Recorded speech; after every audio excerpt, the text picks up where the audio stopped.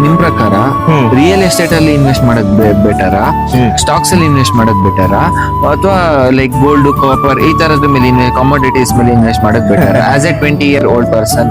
Sir, ನನ್ನ ಲೆಕ್ಕಾಚಾರ, ನನ್ನ ವ್ಯವಹಾರ ಬಂದು ರಿಯಲ್ ಎಸ್ಟೇಟ್. ಲೈಕ್ ಅದ್ರ ಜೊತೆನಲ್ಲಿ ನಾನು ಕಂಡ್ಕೊಂಡಿರೋದು, like I am also one of the director for financial company. I am aware of the stocks and market also. Like ನೀವು ಹಾಗೆ ನೋಡಂಗಿದ್ರೆ ನಿಮ್ಗೆ ಸ್ಟಾಕ್ಸ್ ಅನ್ನೋದು ಒಂದು ಜಾಗತಿಕ ಎಲ್ಲಾ ವ್ಯಕ್ತಿಗಳು ಅದನ್ನ ಮಾಡ್ಬೋದು.